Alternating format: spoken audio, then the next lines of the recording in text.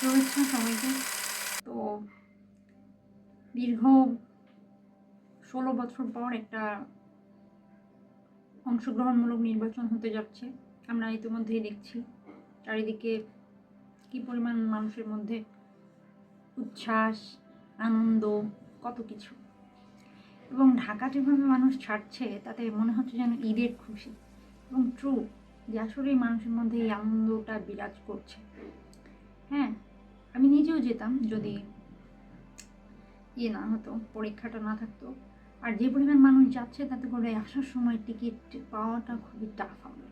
তো এটা একটা ঝামেলার ব্যাপার। তো দ্যাটস ওয়াই হচ্ছে আর যাওয়া হলো না। কিন্তু আমি সত্যিই মিস করছি, কারণ এটা নিঃসন্দেহে দারুণ। মানুষের মধ্যে ঈদ, দুইটা ঈদ ছাড়াও বা সবার নিজ নিজ ধর্মের যে অনুষ্ঠান থাকে তাছাড়াও যে নির্বাচন এত আনন্দের হতে পারে তা আমরা বুঝতে পারছি অবশ্যই। আর এই বিষয়গুলো থেকে আমরা দূরে ছিলাম গত 16 বছর।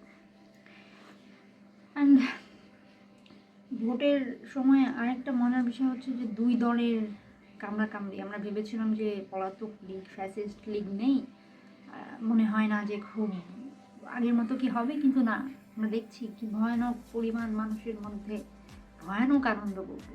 আনন্দ কি ভয়ানক হতে পারে? হ্যাঁ পারে। শত্রুদের কাছে আনন্দ ভয়ানক হয়।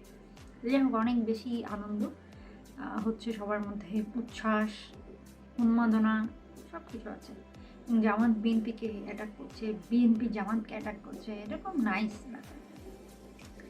তো আমার আসলে মত কি, আমি যদিও গণভোটের একটা করছি, কিন্তু আমার মনে হয়েছে যে যেভাবে গণভোটের বিষয়ে সরকার করছে, আমার মনে হয় এখানে আমার একটা দ্বিমত আছে।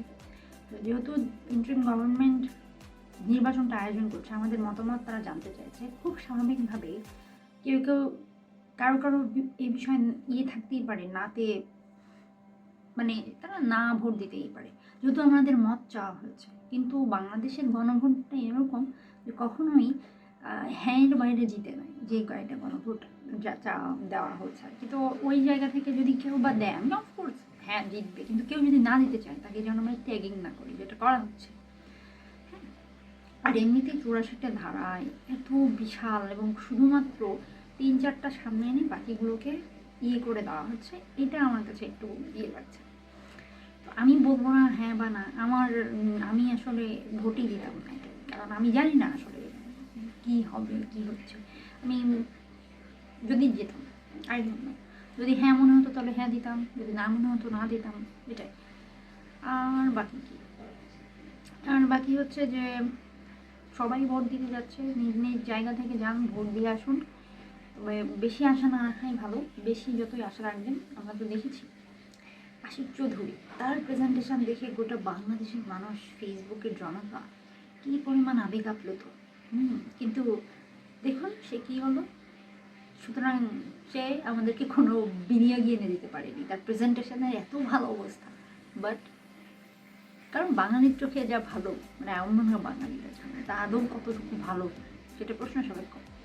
আমি এখন যদি বলি যে আশিক চৌধুরী ওই সময় প্রেজেন্টেশন নিয়ে আমি খুব একটা করিনি, তাহলে এটা বলা হবে তাহলে তখন কেন না বলে এখন বলছি কেন এরকম। বাট হ্যাঁ, সত্যি যে আমি খুব একটা করিনি, এখনও তার বিষয়ে আমার কোনো ধারণা নেই, তখনও ছিল না। তো ঘটনা হচ্ছে এটা। আর নির্বাচন নিঃসন্দেহে খুব ভালো, আর ভালো আনন্দের উৎস আমার কাছে এটাই। মানে আমি আশা করছি না যে বাংলাদেশে একদম আমূল বদলে যাবে, বদলাবে না। আমাদের সংবিধান, আমাদের আইন, কোনোটাই কিন্তু কোনো খারাপ কিছু লেখা নেই, সব ভালো ভালো কথা বিদেশিদের অনুকরণ করে, কিন্তু বাস্তবায়নটা নাই, রুল অফ ল নাই, আইনের শাসন নাই। তো দ্যাটস ওয়াই এরকম। আর আমাদের দেশে দলকানাদের এত জয় জয়গান, একজন আরেকজনের পিছিয়ে অলওয়েজ লেগে থাকে, যেটা খুবই খারাপ। তো এটা এই লেগে থাকাটা বন্ধ করতে হবে, যৌক্তিক সমালোচনা করতে হবে। বিএনপির তারেক রহমান, তিনি খুব ভালো ভালো কথা বলেছেন। দেখলাম যে তিনি বিশ্বাসী, অবিশ্বাসী, সংশয়বাদী এবং সব ধর্মের মানুষের অধিকার রক্ষা করতে চান, এটা খুব ভালো। কিন্তু কথা হচ্ছে ওনার এই কথা যদি আসিফ মাহতাবুদ শোনে তাহলে তো হয়েছে, বলবে দেখো নাস্তিকদের প্রমোট করতেছে। বাট ইটস ট্রু, কিন্তু এটা ভালো কথা যে হ্যাঁ সবারই দেশ, আমাদের সবার অধিকারটা ইয়ে করতে হবে। তার মানে এই না যে আমরা তাকে প্রমোট করছি। আমি একজন বিশ্বাসী, কিন্তু আরেকজন অবিশ্বাসী হতেই পারে। আমাদের ধর্মেও কোনো ধর্মে এই জোর জবরদস্তিটা নেই, এটা বোঝা উচিত। আমি কোনো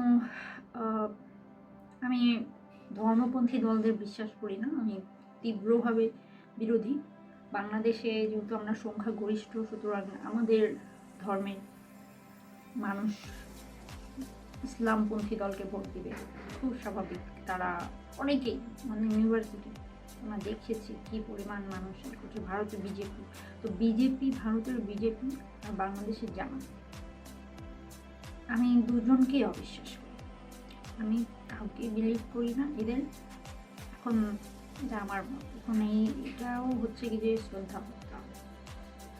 কিন্তু কেউ যদি আমার জামাত পছন্দ করে না, তাদের প্রতিও আমার খুব নেই। হ্যাঁ কিছুটা ইয়ে আছে, কি বলবো, বলতে হবে রাগ করবে না থাকলেও তাদের প্রতি আমার একটা দুঃখ বোধ আছে যে এটা আমরা ভুল পথে যাচ্ছি। কিন্তু দিতেই পারে যার যার ভালো লাগে। তো এটাই, কালকের নির্বাচনটা ভালো হোক, সুষ্ঠু হোক, সব কিছু সুন্দরভাবে হোক, দেশের আইন শৃঙ্খলা ঠিক থাকুক। একটা রাজনৈতিক সরকার এসে আমাদের দেশটাকে কম খারাপ করার চেষ্টা করুক। আর ইন্টারিম যা করলো আমরা দেখলাম, আমরা আর জানি না সংস্কারের নামে যা হলো, সামনে কি হবে অতটা আশা আমি রাখছি না। Good bye.